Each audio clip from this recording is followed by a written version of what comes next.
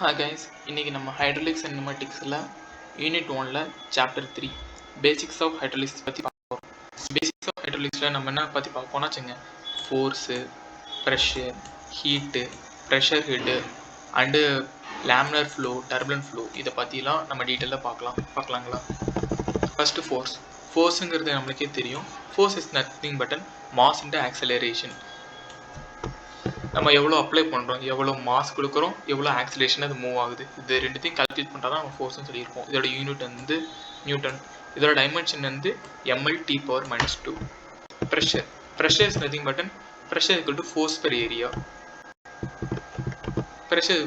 Area. இதோட unit என்ன? Unit வந்து நியூட்டன் பெர் மீட்டர் ஸ்கொயர். இதோட டைமென்ஷன் அது ml/T⁻². அடுத்து நம்ம பார்க்க போகிறது pressure head.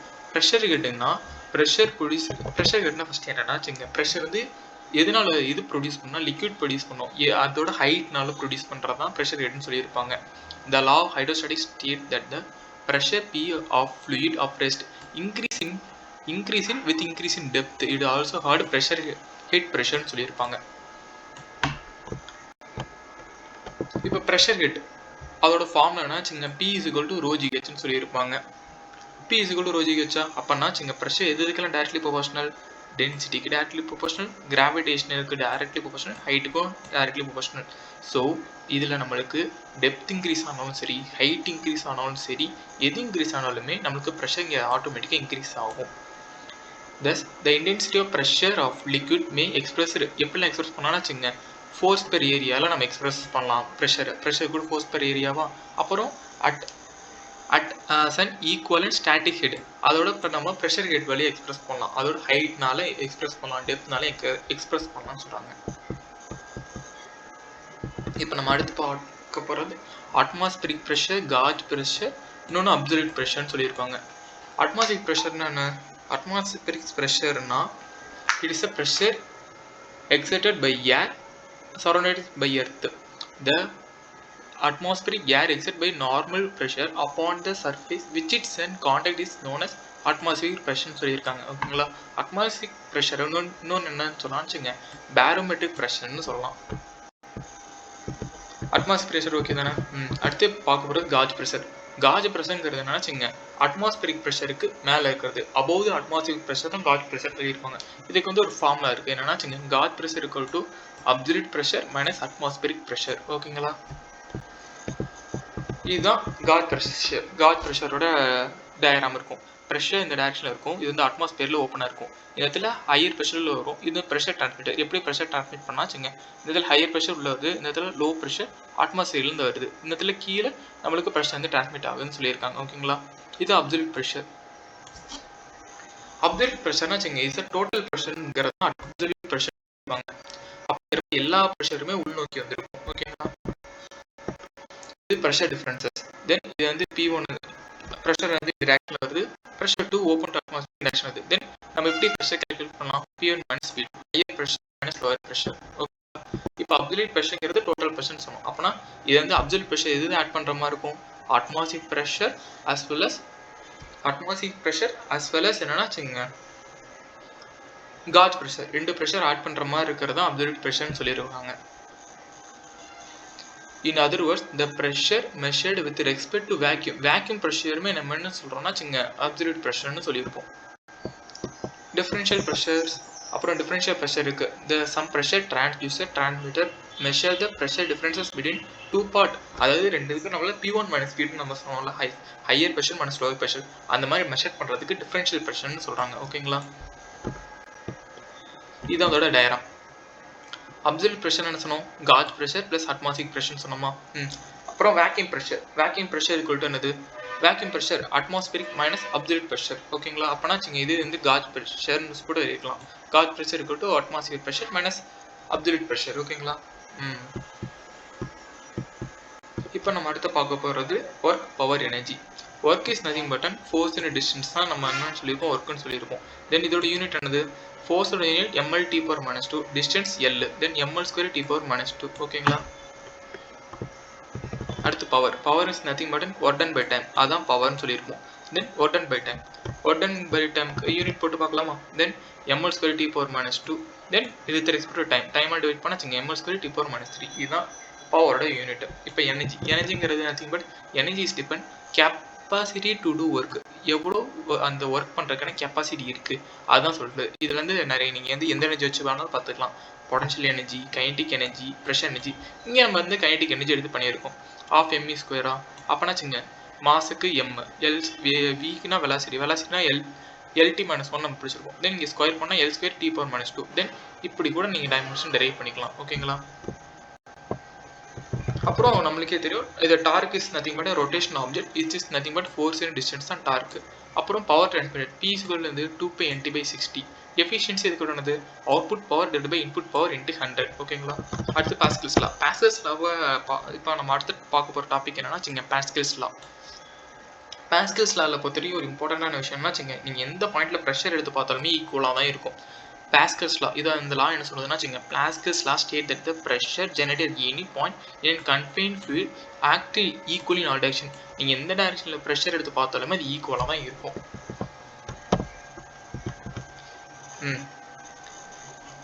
The law can also be applied to confined fluid transmitted and undimensioned in all direction. ஒரு டைரக்ஷன் எல்லா டைரக்ஷனும் ஈக்குவலாக தான் இருந்திருக்கும்னு சொல்லிருக்காங்க. இது வந்து எங்கெங்க அப்ளிகபிள்னா வச்சுங்க போத் லிக்விட் அண்ட் கேசஸ்ல இது வந்து அப்ளிகபிள். இப்போ நம்ம இந்த இடத்துல இப்போ அப்ளிகேஷன்ஸ் எப்படிலாம் பாஸ்கல்ஸ்லாம் அப்ளை பண்ணலாம்னு வச்சுங்க ஹைட்ராலிக் ப்ரெஷ் பிராம்ஸ் ஹைட்ராலிக் ப்ரெஷ்ல எப்படி அப்ளை பண்ணுறாங்கன்னு வச்சுங்க இந்த இடத்துல ப்ரெஷர் ஆக்ட் ஆகுது, இந்த இடத்துல ப்ரெஷர் ஆக்ட் ஆகுது, இந்த இடத்துல ப்ரெஷர் எழுது. தென் இந்த இடத்துல ஆக்ட் ஆகிற ப்ரெஷரும் இந்த இடத்துல உள்ள ஒரு ப்ரெஷர் இந்த உள்ள போகிற ப்ரெஷர் ஈக்குவலாக இருக்கும். தென் F1 ஈக்குவல் டு F2ங்கிற மாதிரி தான் இருந்திருக்கும்னு சொல்லியிருக்காங்க. F1 ஈக்குவல் டு இதில் எப்படி இருக்கும் F2 இருந்திருக்கும். ஓகேங்களா? அப்போனா வச்சுங்க F1 ஈக்குவல் டு F2ங்கிறப்ப P1 ஈக்குவல் டு P2 நம்ம அப்படியே எடுத்துக்கலாம். ஓகேங்களா? P1 ஈக்குவல் டு இப்போ பிராம்ஸில் எப்படி அப்ளை பண்ணிடலாம்னு வச்சுங்க P1 ஈக்குவல் டு P2வா அப்போனா வச்சுங்க ப்ரெஷர் கூட வந்து force per area. Then F1/A1 equal to F2/A2. Area என்னது π/4d². அப்ளை பண்ணியிருக்காங்க. ஓகேங்களா? இது ஹைட்ராலிக் ஜாக்ல அப்போனா இந்த இடத்துல ஆக்ட் ஆகிற ப்ரெஷரும் இந்த இடத்துல ஆக்ட் ஆகிற ப்ரெஷர் ஈக்குவலாக தான் இருந்திருக்கும். தென் P1 ஈக்குவல் டு P2 நம்ம அதை டெரைவ் பண்ணி எடுத்துகிட்டு வந்திருக்கோம். ஓகேங்களா? அதே சேம் ப்ராசஸ் தான்.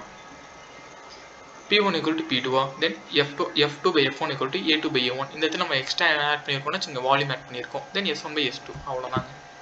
அது வந்து இந்த வால்யூம் மட்டும் எப்படி இருக்கும்னா சின்ன இன்வெர்ஸ்லி ப்ரொபோர்ஷனலாக இருந்திருக்கும். அது நீங்கள் நோட் பண்ணிக்கணும். ஃப்ளூயிட் ஃப்ளோ மொத்தம் அடுத்த பார்க்க போகிற டாபிக் ஃப்ளூயிட் ஃப்ளோ ரெண்டு டைப்ஸ் இருக்குது. ஒன்று லேமினார் ஃப்ளோ, இன்னொன்று டர்பைன் ஃப்ளோ. லேமினார் ஃப்ளோ எப்படி இருக்குன்னா வச்சுங்க உங்களுக்கு லேமினார் ஃப்ளோ ஸ்மூத்தாக இருக்கும். லேமினார் ஃப்ளோ எப்படி இருக்குன்னா வச்சுங்க உங்களுக்கு ஸ்மூத் லேயர்ஸ் ஆஃப் லேமினா இருக்கும், ஒரு ஸ்ட்ரீம் லைனாக இருக்கும், ஒரு விஸ்கஸ் ஃப்ளூயிடாக இருக்கும், அது ஒரு ப்ராப்பர் லைனாக இருக்கும். இந்த ரிலேட்டிவ் மோஷன் வந்து சேமாக தான் இருக்கும் அக்ராஸ் ஆல் லைன்ஸ். இப்போ லேமினார் ஃப்ளோவோட டயரம் பார்க்கலாமா?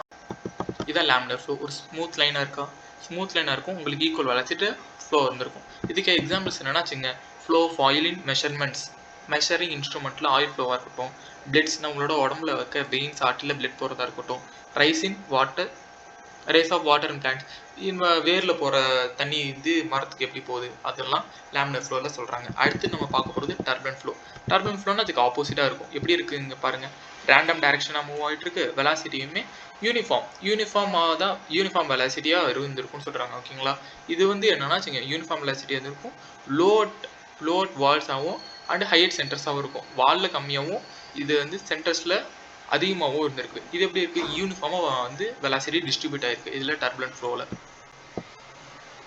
இது வந்து இர்ரெகுலராக இருக்கும். இது வந்து என்னென்னா இருந்து ஃப்ளோ எப்படி இருக்குது? இர்ரெகுலர் ஃப்ளோவாக இருக்கும். அண்டு இது வந்து ஹையர் வெலாசிட்டி இருக்கும். ஏன்னா ஈக்குவலாக டிஸ்ட்ரிபியூட் ஆகுறதுனால ஹையர் வெலாசிட்டி இருக்கும்னு சொல்லியிருப்பாங்க.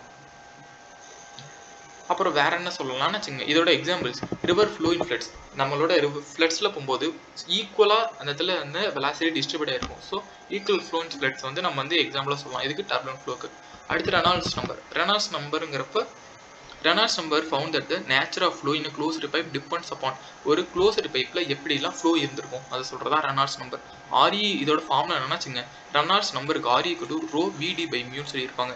இதில் டிங்கிறது டயமீட்டர் ஆஃப் பைப்பு, ரோங்கிறது டென்சிட்டி, மியூங்கிறது விஸ்காசிட்டி ஆஃப் லிக்விட், வினா வெலாசிட்டி ஆஃப் ஃப்ளோ. ஓகேங்களா? RE=ρ/VD/μ சொல்கிறாங்க. ஓகேங்களா? இதான் ரெனால்ட்ஸ் நம்பர். இதான் அதோட ஃபார்முலா. ஓகேங்களா? ரெனால்ட்ஸ் நம்பர் லெஸ் தென் 2000 இருந்தால் லேமினார் ஃப்ளோன்னு சொல்லியிருப்பாங்க. கிரேட்டர் தென் 2000னா டர்புலன்ட் ஃப்ளோன்னு சொல்லியிருப்பாங்க. சின்ஸ் இது வந்து ரெண்டுத்துக்கு நடுவில் இருந்தால் அதை ப்ரெடிக்ட் பண்ண முடியாது. Since turbulent flow results in greater loss. turbulent flow இருந்தால் அது greater loss இருக்கும். therefore hydraulic system should be designed to operate laminar flow. So நம்ம எப்படி இருக்கும், நம்ம வந்து எனக்கு ஸ்ட்ரீம் லைனாக தான் இருக்கணும், ப்ராப்பராக தான் இருக்கணும்னு இருந்து நம்ம laminar flow தான் சூஸ் பண்ணுறோம் ஓவர் turbulent flowன்னு சொல்கிறாங்க. தி turbulent flow can be converted into laminar flow. எப்படி நம்ம வந்து turbulent flow laminar flow மாற்றலாம்? by reducing velocity or increasing the pipe diameter. நீங்கள் டயமீட்டர் இன்க்ரீஸ் பண்ணாலும் வெலாசிட்டி கம்மியாக இருக்கும். ஸோ வெலாசிட்டியை நான் 4000 இருந்து 2000 கொண்டு வந்துட்டாச்சுங்க, எனக்கு டர்புலன்ட் ஃப்ளோ லேமினார் ஃப்ளோவாக மாறிடும். இதான் அதோட கான்செப்ட். ஓகேங்களா? அடுத்து ஃப்ளோ ரேட் ஆர் டிஸ்சார்ஜ். எப்படி வந்து இங்கே எது டிஸ்சார்ஜ் ஆகிருக்கு? Definition the volume of. இப்போ ஃப்ளோ ரேட் ஆர் டிஸ்சார்ஜோட டெஃபினிஷன் பார்த்துடலாமா? Flow rate is the volume of the liquid flowing through a pipe through specific period of time. ஒரு பீரியட் ஆஃப் டைமில் எவ்வளோ வால்யூம் வந்து போயிருக்கு.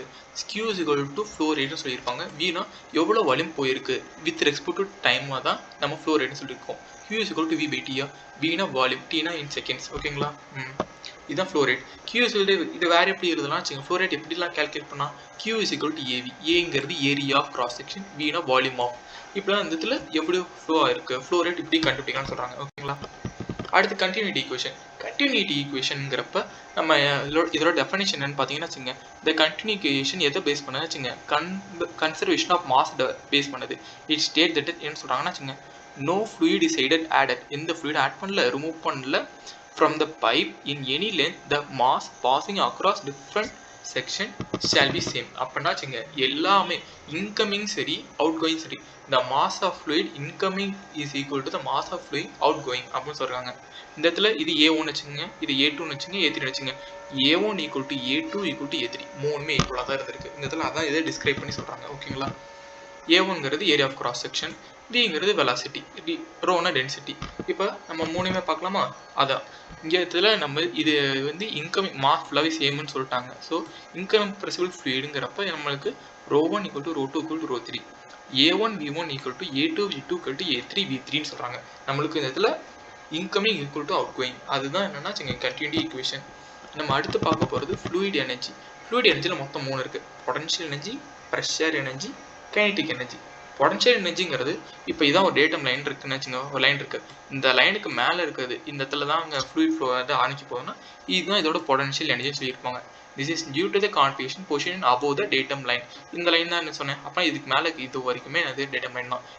இதை என்னன்னு சொல்கிறாங்க, இது வந்து இஜெட்னு சொல்லியிருக்காங்க. ஓகேங்களா?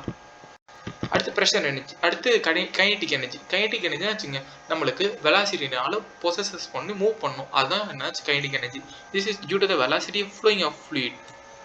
நம்மளுக்கு மூவ்மெண்ட் இருக்கணும், அப்படி இருந்தால் அது பேர் கைனடிக் எனர்ஜி சொல்கிறாங்க. இதோட ஃபார்முலா என்னது? V²/2G. Vங்கிறது வெலாசிட்டி. ப்ரெஷர் எனர்ஜினா வச்சுங்க, இது வந்து எதோட அடிஷன்னா வச்சுங்க, pressure energy. This is due to the pressure of liquid. அந்த ப்ரெஷர் ஆஃப் லிக்விடை சொல்கிறது. இட் இஸ் மெஷர்டு பை P/Wன்னு சொல்லியிருப்பாங்க. Pங்கிறது ப்ரெஷர், Wனா வெயிட் டென்சிட்டி. டோட்டல் எனர்ஜி எப்படி எடுத்துக்கலாம்னு வச்சுங்க, E is equal to Z. Zங்கிறது நம்ம பார்த்த potential energy, V²/2G kinetic energy, P/W pressure energy. இதான் அதோட டோட்டல் எனர்ஜின்னு சொல்கிறாங்க. இது பெர்னல் தியரம் பற்றி பார்க்க போகிறோம். பெர்னல் தியரம் இதை தான் சொல்லியிருக்கோம். பெர்னல் தியரமோட டெஃபினேஷன் என்னச்சுங்க, இட் இஸ் அன் ஐடியல். இது வந்து ஒரு ஐடியலான லிக்விட்னு சொல்லியிருக்காங்க. இன்கம்ப்ரெசிபிள், ஐடியல் இன்கம்ப்ரெசிபிள் வந்து ஃப்ளோ வந்து ஸ்டெடியாகவும் கண்டினியூஸாக இருக்கும்போது இந்த sum of potential energy, pressure energy, kinetic energy is equal in all டைரக்ஷனில் ஈக்குவலாக இருக்கும், ஆல் அக்ராஸில் ஈக்குவலாக இருக்கும்னு சொல்லியிருப்பாங்க. Z plus V²/2G plus P/W equal to Z2 plus V²/2G plus P/Wன்னு சொல்லியிருப்பாங்க. இந்த இடத்துல இருக்குது, இந்த இடத்துல ஈக்குவலாக இருக்கும்னு சொல்லியிருப்பாங்க. இந்த லைனுக்கு அபோவ் இருக்குது டேட்டம் லைன், இது வெலாசிட்டி. ஓகேங்களா? Energy equation. எனர்ஜி ஈக்குவேஷன்ங்கிறது நம்ம இந்த இடத்துல ஃப்ரிக்ஷனாக சொல்லலை, அதை ஃப்ரிக்ஷனை வச்சு சொன்னால் அது பேர் எனர்ஜி. அது பேர் என்னச்சுங்க எனர்ஜி ஈக்குவேஷன். நம்ம வந்து ஒரு சின்ன சேஞ்ச் எடுத்து வந்திருக்கோம்னு சொல்லியிருப்பாங்க. அப்போ இந்த இதில் என்ன ஆட் பண்ணியிருப்பாங்கன்னா எனர்ஜி லாஸ் ஆட் பண்ணியிருப்பாங்க. அப்புறம் வந்து லாஸ் ஆஃப் எனர்ஜி. எதனால லாஸஸ் ஆனாச்சுங்க, major loss, minor loss. Major loss எதுனாலனா loss of due to friction, ஃப்ரிக்ஷனால் லாஸ் ஆகிறது மேஜர் லாஸ் சொல்லியிருப்பாங்க. மைனர் லாஸ்னாச்சுங்க பைப் பெண்டாக இருக்கிறது, improper construction and sudden enlargement ஆகிறது, இந்த மாதிரி சொல்கிறது மைனர் லாஸஸ். டார்சி-வெயின்பெர்க் ஈக்குவேஷன்ங்கிறது HL லாஸ் எதனால் நடந்துன்னு வச்சுங்க, இதோட ஃபார்முலா. எதனால் லாஸ் நடந்திருக்குன்னு பார்த்தீங்கன்னா இந்த மேஜர் லாஸஸ் வந்து நம்மளுக்கு இதில் ஃபிக்ஷனல் லாஸ் ஆகிருக்கும். அது வந்து எப்படி எழுதலாம், F F into L divided by D into V square by 2G kinetic energy and இது kinetic energy ஓகேங்களா. L by Dங்கிறது L னா length, D னா diameter, F னா friction factor. இதான் Darcy-Weinberg equation. இப்போ friction losses வந்து lambda flow எப்படி இருக்கும்னா வச்சுங்க, அப்போ frictionக்கு அப்போ நம்ம ஒரு வேல்யூ கொடுத்துட்டாங்க 64 by RE. அப்போ அந்த equationல 64 by RE சப்ஸ்டிட் பண்ணா நம்மளுக்கு lambda flow கிடைச்சிரும். 64 by RE L by D into V square by 2G ஓகேங்களா. friction losses in turbulent எப்படி இருக்கும்னா வச்சுங்க, psi by D இதான் டர்புலன்ட் ஃப்ளோல இருக்கும் ஓகேங்களா. இவ்வளவுதான் டாபிக். அடுத்த செஷன்ல அடுத்த சாப்டர் பார்க்கலாம்.